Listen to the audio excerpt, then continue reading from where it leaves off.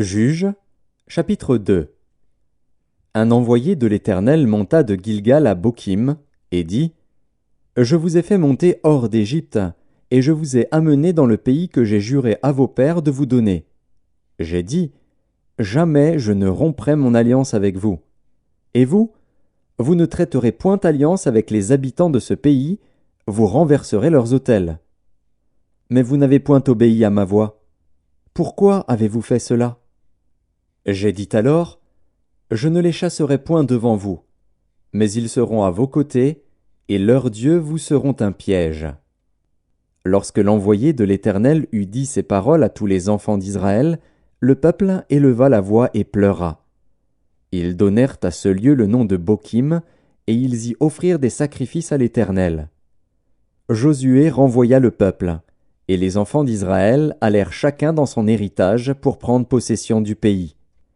Le peuple servit l'Éternel pendant toute la vie de Josué, et pendant toute la vie des anciens qui survécurent à Josué et qui avaient vu toutes les grandes choses que l'Éternel avait faites en faveur d'Israël.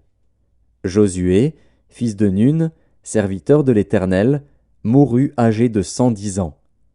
On l'ensevelit dans le territoire qu'il avait eu en partage, à Timnath-Hérès, dans la montagne d'Éphraïm, au nord de la montagne de Gaash. Toute cette génération fut recueillie auprès de ses pères, et il s'éleva après elle une autre génération qui ne connaissait point l'Éternel, ni ce qu'il avait fait en faveur d'Israël. Les enfants d'Israël firent alors ce qui déplaît à l'Éternel, et ils servirent les Baals. Ils abandonnèrent l'Éternel, le Dieu de leur père, qui les avait fait sortir du pays d'Égypte, et ils allèrent après d'autres dieux d'entre les dieux des peuples qui les entouraient.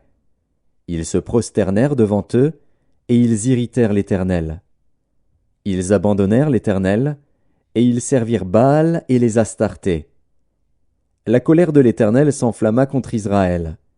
Il les livra entre les mains de pillards qui les pillèrent, il les vendit entre les mains de leurs ennemis d'alentour, et ils ne purent plus résister à leurs ennemis. Partout où ils allaient, la main de l'Éternel était contre eux pour leur faire du mal, comme l'Éternel l'avait dit, comme l'Éternel le leur avait juré. Ils furent ainsi dans une grande détresse. L'Éternel suscita des juges, afin qu'ils les délivrassent de la main de ceux qui les pillaient. Mais ils n'écoutèrent pas même leurs juges, car ils se prostituèrent à d'autres dieux, se prosternèrent devant eux.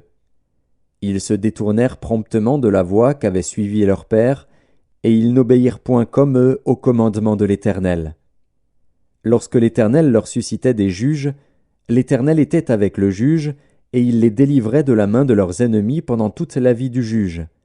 Car l'Éternel avait pitié de leurs gémissements contre ceux qui les opprimaient et les tourmentaient.